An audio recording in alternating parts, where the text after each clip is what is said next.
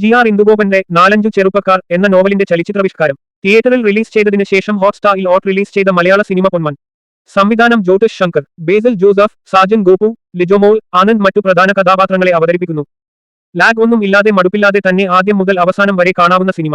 ഒരുപക്ഷെ നോവൽ സിനിമയാക്കുമ്പോൾ എല്ലാം അങ്ങ് നല്ലതാകണം, അല്ലെങ്കിൽ കണക്ട് ആകണം എന്നില്ല. പക്ഷേ ഇത് ഒരു സിനിമാറ്റിക് രീതിയിലുള്ള അപ്രോച്ച് ഒക്കെ നടത്തി നല്ല രീതിയിൽ ഒരു നോവലിനെ സിനിമയാക്കാൻ ഒക്കെ കഴിഞ്ഞിട്ടുണ്ട്. സിനിമ ഒരു തവണ കാണാവുന്ന സിനിമയായാണ് എനിക്ക് അനുഭവപ്പെട്ടത്.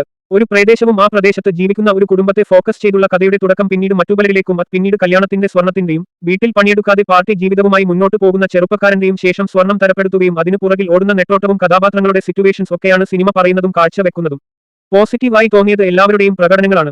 എല്ലാവരും തകർത്ത് അഭിനയിച്ചിട്ടുണ്ട്. ആ കഥാപാത്രത്തിനു എന്താണോ വേണ്ടത് അത് അതേപോലെ ചെയ്തിട്ടുണ്ട് എല്ലാവരും തന്നെ. പ്രത്യേകിച്ച് ബേസിൽ ഇന്റെ കഥാപാത്രവും പ്രകടനവും എല്ലാം എടുത്തു പറയാം. നാച്ചുറൽ ആയി ഫീൽ ചെയ്യുന്ന രീതിയിൽ അവതരിപ്പിക്കാനും കാണുന്ന പ്രേക്ഷകരെ തൃപ്തിപ്പെടുത്താനൊക്കെ കഴിയുന്നുണ്ട്. ബേസിൽ മാത്രമല്ല സ്ക്രീനിലുള്ള എല്ലാവരും തന്നെ ആക്ടിംഗ് നന്നായിരുന്നു.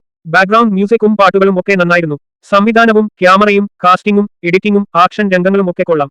കോമഡികൾ ഒക്കെ നന്നായിരുന്നു. ഒപ്പം ഒരു ഇമോഷണൽ കണക്ഷൻസ് ഒക്കെ നൽകാൻ കഴിഞ്ഞിട്ടുണ്ട്. നെഗറ്റീവ് ആയി തോന്നിയത് കഥയിലാണ് അഥവാ നോവലിലാണ്. ഒന്നും കൂടി കഥാപാത്രങ്ങളെ ക്ലിയർ ആയി അവതരിപ്പിക്കാമായിരുന്നു എന്ന് തോന്നി. കാരണം പല സിറ്റുവേഷൻസിലും കഥാപാത്രങ്ങൾ ബിഹേവ് ചെയ്യുന്നത് പല തരത്തിലായിരുന്നു. അതുകൊണ്ട് തന്നെ നമുക്ക് ഉൾക്കൊള്ളാൻ ഇത്തിരി പ്രയാസമായിരുന്നു. തുടക്കത്തിൽ വേറെ രീതിയിൽ പറയുകയും ശേഷം മറ്റൊരു രീതിയിൽ പറയുന്നത് ഒരു അരോചകമായി തോന്നി. മറ്റൊരു നെഗറ്റീവ് അവസാനിപ്പിച്ചത് ആയിരുന്നു. ഒന്നും കൂടി നന്നായി അവസാനിപ്പിക്കാമായിരുന്നു എന്ന് തോന്നി.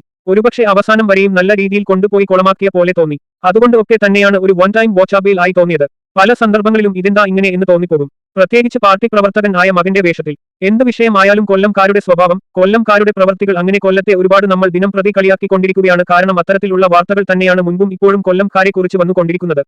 സിനിമയിൽ കൊല്ലത്തുകാർക്ക് ആയി ഒരു പാട്ടുണ്ട്, അത് അവർക്ക് അഭിമാനിക്കാം. എങ്കിലും കൊല്ലംകാരുടെ തനി സ്വരൂപം എന്തിനും ഏതിനും കണക്കു വെക്കുകയും ഏറ്റവും കൂടുതൽ വഴി സ്വത്ത് തർക്കം നടക്കുന്നതും സ്ത്രീധനം ഒക്കെ ചോദിച്ചു വെടിക്കുന്ന ചില കൊല്ലംകാരെ കുറിച്ചുള്ള കഥ, ആ കഥ കുറച്ചെങ്കിലും വരച്ചിടാൻ കഴിഞ്ഞിട്ടുണ്ട് എന്തായാലും.